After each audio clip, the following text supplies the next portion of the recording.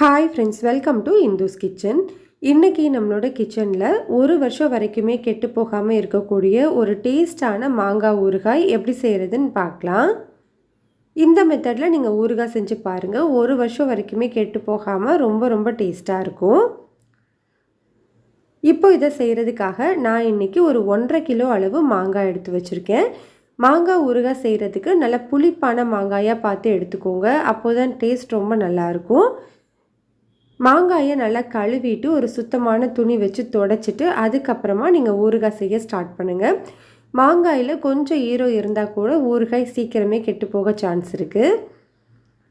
இப்போ இந்த மாங்காய் எல்லாத்தையுமே நான் இந்த மாதிரி மீடியம் சைஸ் பீசஸாக கட் பண்ணி எடுத்திருக்கேன். உள்ள அந்த கொட்டை இருக்கும் இல்லையா, விதை, அதை மட்டும் எடுத்துட்டு மிச்சம் இருக்கிறது எல்லாத்தையுமே இந்த மாதிரி கொஞ்சம் மீடியம் சைஸில் கட் பண்ணியிருக்கேன். உங்களுக்கு இன்னமுமே சின்னதாக வேணும் அப்படின்னா நீங்கள் சின்ன பீசஸாக கூட கட் பண்ணிக்கலாம்.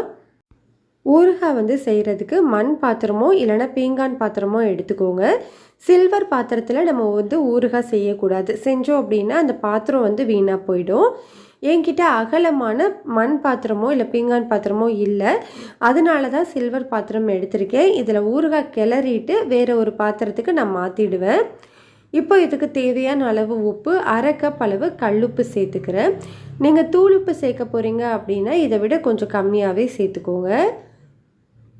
ஒரு 1/3 கப் அளவு தூளுப்பு சேர்த்திங்கன்னா போதும். இப்போ இந்த உப்பு எல்லா இடத்துலையுமே படுறது மாதிரி நல்லா தூவி விட்டுக்கலாம்.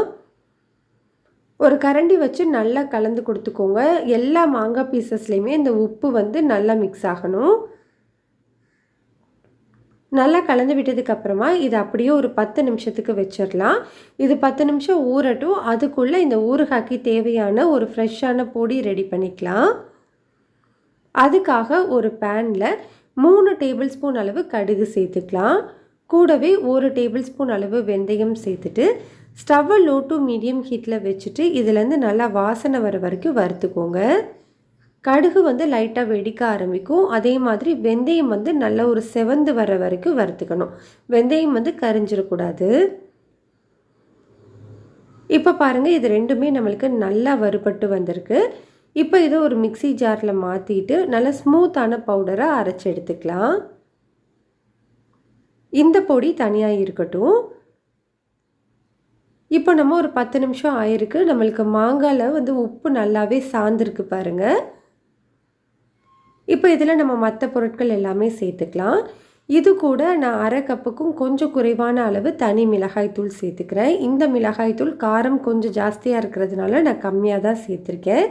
இது கூடவே கலருக்காக 1/4 கப் அளவு காஷ்மீரி மிளகாய்த்தூள் சேர்த்துக்கிறேன். இது ஆப்ஷனல் தான், உங்கள்கிட்ட இருந்தால் சேர்த்துக்கோங்க. இல்லை நார்மலான தனி மிளகாய்த்தூள் தான் இருக்குது அப்படின்னா நீங்கள் மொத்தமாக 1/2 கப் அளவு சேர்த்துக்கோங்க, போதும். இப்போ இது கூட நம்ம அரைச்சி வச்சுருந்த பொடியையும் சேர்த்துக்கலாம். பொடி மொத்தத்தையுமே இதில் சேர்த்துக்கோங்க. இப்போ இது எல்லாத்தையுமே நல்லா கலந்து விட்டுக்கோங்க. எல்லா மாங்காய் பீசஸ்லேயுமே இந்த மசாலா தூள் எல்லாம் மிக்ஸ் ஆகணும். பாருங்கள், இந்த அளவுக்கு நல்லா ஈவனாக மிக்ஸ் பண்ணி விட்டுக்கோங்க. இப்போ இந்த ஊறுகாயை நம்ம தாளிக்கிறதுக்கு தாளிப்பு ரெடி பண்ணிக்கலாம். அதுக்கு ஒரு பேனில் 1/2 கப் அளவு நல்லெண்ணெய் சேர்த்துக்கோங்க. எப்போவுமே ஊறுகாய் செய்யும்போது நல்லெண்ணெய் சேர்த்து செஞ்சீங்க அப்படின்னா வாசனையும் நல்லாயிருக்கும், டேஸ்ட்டும் நல்லாயிருக்கும், ரொம்ப நாளைக்கு கெட்டு போகாமையும் இருக்கும். எண்ணெய் நல்லா சூடானதுக்கப்புறமா இதில் 1 டேபிள் ஸ்பூன் அளவு கடுகு, 1 டீஸ்பூன் அளவு வெந்தயம் சேர்த்துக்கலாம். இது ரெண்டுமே பொரிய ஆரம்பித்த உடனே இதில் 1 டேபிள் ஸ்பூன் அளவு பெருங்காயத்தூள் சேர்த்துக்கிறேன். நீங்கள் கட்டி பெருங்காயம் சேர்க்க போகிறீங்க அப்படின்னா 1 டேபிள் ஸ்பூன் அளவு கட்டி பெருங்காயத்தை நீங்கள் இந்த டைமில் சேர்த்துக்கலாம். இப்போ இது எல்லாத்தையுமே நல்லா மிக்ஸ் பண்ணிவிட்டு நல்லா பொரிஞ்சதுக்கப்புறமா இதை நம்ம ஊறுகாயில் சேர்த்துக்கணும். ஊறுகாயில் சேர்க்குறதுக்கு முன்னாடி இதில் ஒரு 1/2 டீஸ்பூன் அளவு மட்டும் மஞ்சள் தூள் சேர்த்துக்கோங்க. பேனை ஸ்டவ்லேருந்து இறக்குனதுக்கு அப்புறமா தான் மஞ்சள் தூள் சேர்க்கணும், இல்லைன்னா கரிஞ்சு போயிடும். இப்போ இந்த தாளிப்பை இந்த ஊறுகாயில் எல்லா இடத்துலையுமே படுறது மாதிரி நல்லா கலந்து விட்டுக்கோங்க.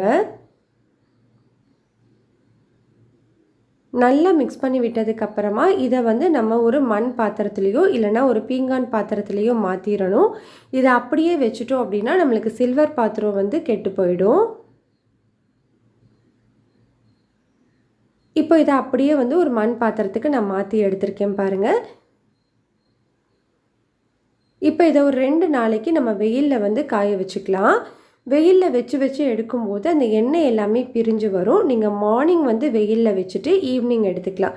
ஒரு 2 நாள் வச்சிங்கன்னா போதும்.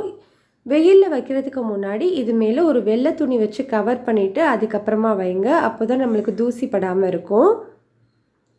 இப்போ பாருங்கள், நான் ஒரு 2 நாள் வெயிலில் வச்சு எடுத்திருக்கேன். நான் எக்ஸ்ட்ராலாம் எண்ணெய் எதுவுமே சேர்க்கலை. நம்ம சேர்த்துருந்த 1½ கப் எண்ணெயுமே நல்லா கசிஞ்சு வெளியில் வந்திருக்கு பாருங்கள். இப்போ இதை நல்லா மிக்ஸ் பண்ணிவிட்டு இதை ஒரு ஏர்டைட் பாக்ஸில் போட்டு ஸ்டோர் பண்ணி வச்சுக்கலாம். இதை நீங்கள் ஒரு ஏர்டைட் பாக்ஸில் போட்டு ஃப்ரிட்ஜில் வச்சிங்க அப்படின்னா 1 வருஷம் வரைக்குமே கெட்டு போகாமல் இருக்கும். இல்லை நீங்கள் வெளியில் வச்சு தான் யூஸ் பண்ண போகிறீங்க அப்படின்னா மாதத்தில் 1 நாள் மட்டும் வெயிலில் வச்சு எடுங்க. 1 வருஷம் வரைக்குமே நம்மளுக்கு கெட்டு போகாமல் இருக்கும். அவ்வளோதான், நம்மளுக்கு ரொம்ப ரொம்ப டேஸ்டான மாங்காய் ஊறுகாய் ரெடி ஆகிடுச்சு. கண்டிப்பாக இதை நீங்கள் ட்ரை பண்ணி பாருங்கள். இந்த ரெசிபி உங்களுக்கு பிடிச்சிருந்ததுன்னா லைக் பண்ணுங்கள், ஷேர் பண்ணுங்கள், கமெண்ட் பண்ணுங்கள். மறக்காமல் இந்துஸ் கிச்சனை சப்ஸ்கிரைப் பண்ணிவிட்டு பெல் பட்டனையும் கிளிக் பண்ணிக்கோங்க. ஆளுங்கிற பட்டனையும் கிளிக் பண்ணிக்கோங்க.